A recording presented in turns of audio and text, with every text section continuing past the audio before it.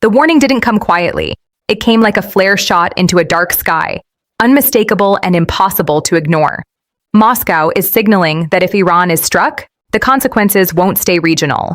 And when senior Russian officials start using phrases that echo global war, the temperature doesn't just rise, it spikes. That's where we are right now, at the intersection of US-Iran tensions and Russia's increasingly blunt messaging, with the stakes stretching far beyond the Middle East. If Iran were hit, Moscow is making it clear it would not treat it as an isolated event. The question is not just what happens in Tehran or Tel Aviv. The question is what happens in Moscow, in Washington, and across NATO capitals the moment the first missile flies. To understand the weight of a warning like this, you have to understand the geopolitical architecture behind it. Russia and Iran are not formal treaty allies in the traditional NATO sense, but their strategic alignment has deepened significantly over the past decade. Shared opposition to US influence, overlapping interests in Syria, and defense cooperation, including drone technology and missile systems, have tightened their coordination. Russia has relied on Iranian-origin drones in modern conflicts, while Iran has benefited from Russian military technology, air defense expertise, and diplomatic backing at the United Nations. This is not a casual partnership. It is transactional, strategic, and increasingly intertwined. So when Moscow signals that a strike on Iran could trigger broader consequences, it is not posturing in a vacuum. It is protecting a partner that has become operationally and politically significant. Now let's break down what a global war warning actually means in practical military terms. It does not automatically imply immediate Russian troops entering combat in Iran. What it signals is escalation potential. Russia fields one of the largest nuclear arsenals in the world, with thousands of deployed and reserve warheads. Its conventional forces include long-range precision strike capabilities, hypersonic missile systems such as the Kinjal, and advanced air defense systems like the S-400 and S-500.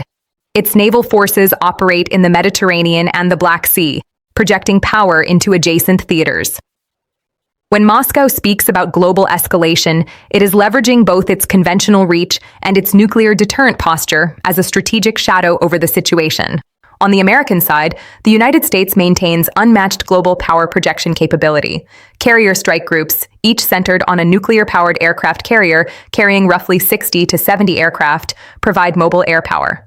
The U.S. Air Force operates B-2 and B-52 bombers capable of long-range missions supported by aerial refueling.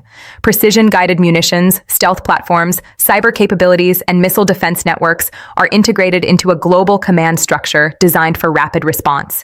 In the Middle East, U.S. bases across Qatar, Bahrain, Kuwait, and the UAE serve as logistical and operational hubs.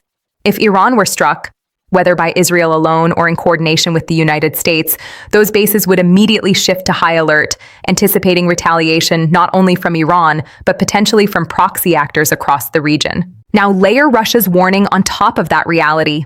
Moscow's calculus likely includes several pathways of response short of direct intervention: diplomatic escalation at the United Nations, increased weapons transfers to Iran, intelligence sharing, cyber operations targeting U.S. or allied infrastructure, expanded military exercises near NATO borders to stretch Western focus.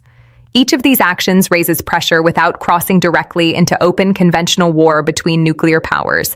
That's the modern escalation ladder, steps that intensify confrontation without immediately triggering World War III, but each step carries risk. The nuclear dimension cannot be ignored, but it must be understood accurately. Both the United States and Russia operate under deterrence doctrines built around mutually assured destruction. Strategic nuclear weapons are not battlefield tools. They are political instruments designed to prevent existential war. When rhetoric includes phrases like global war, it is often signaling that escalation pathways exist that could spiral beyond regional containment. It is less about immediate launch and more about warning that the web of alliances and rivalries is dense enough that one spark could ignite multiple fronts. Iran itself adds another layer of complexity. Tehran fields a substantial ballistic missile inventory, including systems with ranges exceeding 1,000 kilometers. It has invested heavily in drone warfare and asymmetric maritime tactics, including anti-ship missiles capable of threatening vessels in the Persian Gulf. If struck, Iran's retaliation would likely aim at regional targets first: Israeli territory, U.S. bases, or maritime assets. That retaliation, in turn, would test U.S. missile defense systems such as Patriot, THAAD, and Aegis-equipped destroyers. The immediate battlefield might be regional, but Russia's warning is about what happens after the first exchange, about how alliances react, about how NATO interprets indirect involvement, about how escalation chains form. Politically, Russia benefits from positioning itself as a counterweight to U.S. influence. By issuing a strong warning, Moscow signals solidarity with Tehran while reinforcing its narrative that Western military actions destabilize global order. It also pressures Washington by raising the perceived cost of action. If U.S. leaders believe a strike on Iran could trigger broader confrontation with Russia, even indirectly, the strategic calculus changes. The threshold for action becomes higher. That's the point of deterrent messaging. But deterrence is a two-way street. If Washington and its allies interpret Russia's warning as bluff or rhetorical escalation without concrete follow-through, they may discount it. That's where miscalculation becomes dangerous. History shows that wars between major powers often begin not with deliberate desire for global conflict, but with localized crises that spiral through alliance commitments and credibility concerns. The First World War is a classic example, a regional assassination cascading through treaty obligations into global catastrophe. Modern nuclear deterrence adds caution, but it does not eliminate risk. Let's examine military signaling in real terms. When tensions rise, navies reposition, air forces conduct visible exercises, missile defense batteries redeploy, strategic bombers fly presence missions. These moves are not random. They are communication. If Russia increases air patrols near NATO airspace, while the U.S. increases naval presence in the Gulf, each side reads the other's signals. The goal is to demonstrate readiness without crossing into engagement. But readiness reduces reaction time. Reduced reaction time increases the risk of error. Energy markets are another battlefield entirely. The Strait of Hormuz carries roughly a fifth of global oil shipments. Any conflict involving Iran threatens that choke point. Even the perception of instability can drive oil prices upward. A spike in energy prices ripples through global economies, influencing inflation, political stability, and public opinion. A regional strike could thus produce worldwide economic consequences within days. That economic shock feeds back into political decisions in Washington, Moscow, Brussels, and Beijing. Now consider NATO. While NATO is not directly involved in U.S.-Iran tensions, alliance dynamics matter. If Russia escalates in one theater while tensions spike in another, NATO members must allocate attention and resources across multiple fronts. That strategic stretching can be intentional. By tying regional crises together rhetorically, Moscow complicates Western planning. Does that mean a strike on Iran automatically leads to global war? No, but it increases the complexity of the escalation environment. Each actor calculates risk differently. Israel prioritizes existential threat prevention. The United States balances regional stability, alliance commitments, and domestic political constraints. Iran prioritizes regime survival and deterrence credibility. Russia prioritizes strategic leverage against the West and preservation of allied influence. These priorities intersect in unpredictable ways. Military tactics in such a scenario would likely focus initially on containment. If Iran were struck, U.S. and Israeli forces would aim to limit escalation to specific targets: nuclear infrastructure, missile launch sites, command facilities. Defensive systems would activate immediately. Naval assets would secure maritime lanes. Intelligence platforms would monitor Russian movements for signs of direct involvement. Meanwhile, diplomatic channels, often invisible to the public, would work overtime to prevent misinterpretation.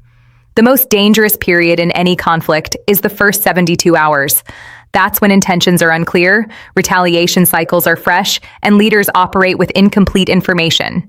A missile misfire, a misidentified aircraft, a cyber attack attributed incorrectly, any of these could broaden confrontation. That's why warnings, even dramatic ones, often function as deterrent guardrails rather than invitations to conflict. So when we hear that Putin has warned the U.S., when senior Russian officials invoke global consequences, we should interpret it as strategic signaling layered onto an already volatile environment. It is a reminder that regional conflicts in the modern era rarely remain neatly contained. The global system is interconnected, militarily, economically, politically.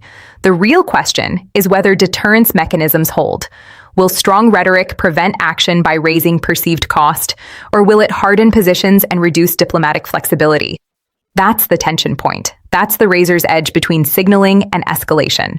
Right now, we are in the warning phase, the messaging phase. Assets are visible but not firing. Statements are sharp but not kinetic. History tells us that sometimes that's enough to prevent disaster. It also tells us that sometimes crises escalate despite intentions. If Iran were hit, Russia's response would likely begin below the threshold of direct war. Diplomatic pressure, military signaling, perhaps expanded support. But each step carries cumulative risk. And in a world where nuclear-armed states operate in close proximity across multiple theaters, even limited crises demand extreme caution. So here's the bottom line. This isn't just about Iran. It's about how great powers manage confrontation in an interconnected security environment. It's about whether deterrence works when multiple red lines overlap. And it's about whether leaders can absorb pressure without escalating beyond control. If tensions continue to rise, will rhetoric remain rhetoric? Or are we witnessing the early signals of a much larger confrontation? What do you think will happen next? Let us know in the comments.